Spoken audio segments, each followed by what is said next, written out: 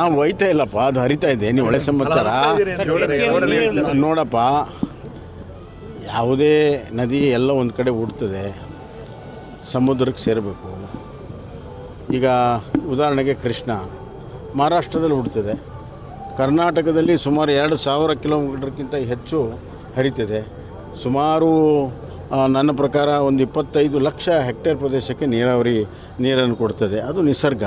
ಪ್ರಶ್ನೆ ಇಲ್ಲೇನು ಅಂದರೆ, ಇಲ್ಲಿಯ ಎನ್ವೈರ್ಮೆಂಟಿಗೆ ಏನು ತೊಂದರೆ ಆಗಬಾರ್ದು, ಎಕಲಾಜಿಕಲ್ ತೊಂದರೆ ಆಗಬಾರ್ದು ಅನ್ನೋಂಥ ಇಲ್ಲಿಯ ಭಾಗದ ಜನರದಿದೆ. ನಾನು ಮೊದಲಿಂದಲೂ ಹೇಳ್ತಾ ಇದ್ದೀನಿ, ಮೊದಲಿನ ಯೋಜನೆಗೆ ಈ ಯೋಜನೆಗೆ ಭಾಳ ವ್ಯತ್ಯಾಸ ಇದೆ. ಮೊದಲಿನ ಯೋಜನೆಯಲ್ಲಿ ಕೆಲವು ತೊಂದರೆಗಳಿತ್ತು, ಅದಕ್ಕೆ ಅದು ನಿಲ್ಲಿಸಲಾಗಿದೆ. ಮತ್ತು ಈ ಯೋಜನೆ ನಾವು ಮಾಡಿದ್ದಲ್ಲ, ಇದು ಯೋಜನೆ ಇದ್ದು 30-35 ವರ್ಷದಿಂದ NWDA ಮಾಡಿರುವಂಥದ್ದು. ಇಡೀ ದಕ್ಷಿಣ ಭಾರತದಲ್ಲಿ ನದಿ ಜೋಡಣೆಯ 3 ನದಿಗಳಲ್ಲಿ ಇದೊಂದು. ಸುಮಾರು 94-95ರಿಂದ NWDA ಗುರುತಿಸಿ ಸರ್ವೆ ಮಾಡಿ ರಿಪೋರ್ಟ್ ಮಾಡಿರುವಂಥದ್ದು ಅವತ್ತಿಂದ ಇದೆ, ಇವತ್ತಿಂದ ಅಲ್ಲ. ಆದ್ದರಿಂದ ಈಗ ಇದು ಮಹಾನದಿ, ಕೃಷ್ಣ ಮತ್ತು ಕಾವೇರಿ ಅದು ಜೋಡಣೆ ಒಂದಿದೆ, ಇದೊಂದಿದೆ, ಮತ್ತು ತಮಿಳುನಾಡಿನಲ್ಲಿ ಒಂದಿದೆ. 3 ನದಿ ಜೋಡಣೆ ಗುರುತಿಸಿರುವಂಥದ್ದು. ಹೀಗಾಗಿ ಇಲ್ಲಿ ಈಗ ಅದು ಯೋಜನೆಗಳು ಸಾಕಷ್ಟು ಬದಲಾವಣೆ ಆಗಿದೆ.